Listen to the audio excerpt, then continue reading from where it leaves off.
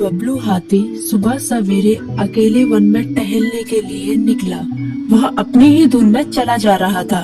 लगता था उसके दिमाग में कोई उलझन है जिसे वह सुलझाने की कोशिश कर रहा था।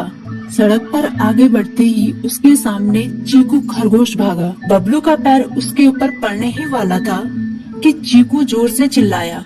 उसकी आवाज सुनकर बबलू ने अपना पैर पीछे खींच लिया।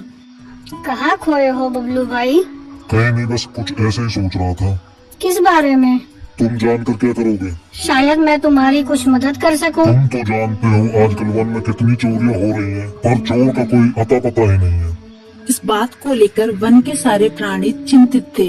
वे वहाँ खुद को सुरक्षित महसूस नहीं कर रहे थे। अरे चीकू भाई, हम मजबूर हैं। हम चोर को पकड़ ही नहीं पा रहे हैं। वह बहुत चालाक है और अपने काम को बड़ी कुशलता से अंजाम दे रहा है। कहीं कोई सबूत ही नहीं छोड़ रहा। हमारे राजा इस बात को लेकर बहुत चिंतित हैं। यही कारण है कि हम सब इस बारे में सोच रहे हैं। अब तुम मेरी इसमें क्या मदद कर सकते हो? मैं कुछ सोचता हूँ, हो सकता है मुझे कोई उपाय सूझ जाए। प्रयास करने में कोई हर्ज तो नहीं है। तुम ठीक कहते हो चीकू, लेकिन वन के गुप्तचर भी अभी तक इसका कोई हल नहीं निकाल सके। इतना कहकर वे चुप हो गए। बबलू की बातों ने चीकू को सोचने के लिए मजबूर कर दिया।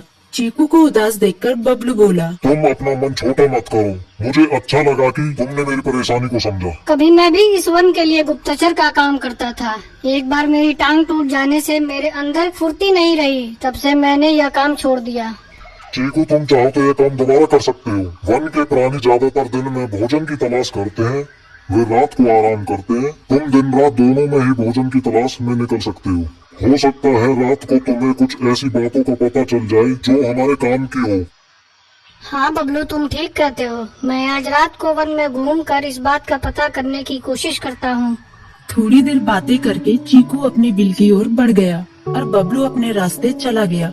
चीकू के दिमाग में अभी तक बबलू की कई बातें घूम रही थी। उसे समझ नहीं आ रहा था वह बबलू की मदद कैसे करे। दिन भर वह उसी उधेड़-बुन में लगा रहा।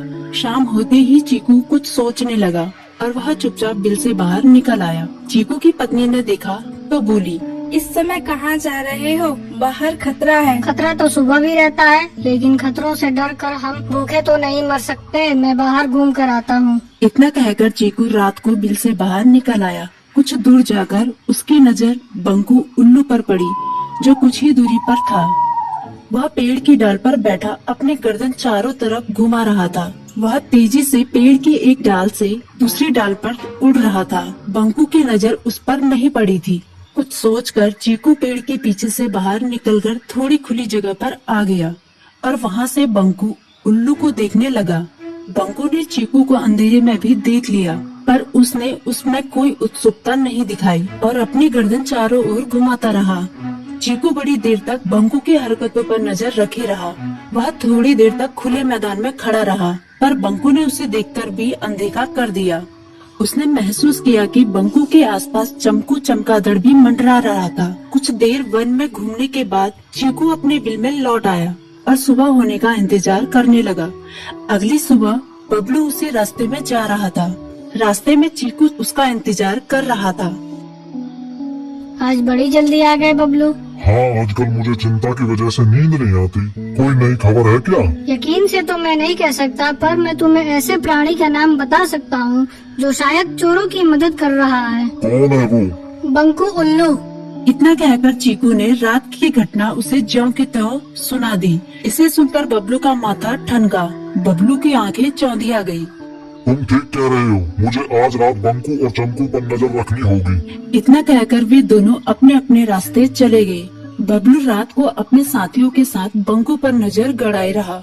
उसकी संदिग्ध गतिविधियों को देखकर बबलू ने उसे उसके साथियों चंकी और संकी लोमड़ के साथ पकड़ लिया। बबलू ने सख्ती से पूछताछ करनी शुरू कर दी। तुम इस समय बंकू चमकू के साथ क्या कर रहे हो? हम चारों दोस्त हैं, इसलिए साथ बैठकर बातें कर रहे हैं।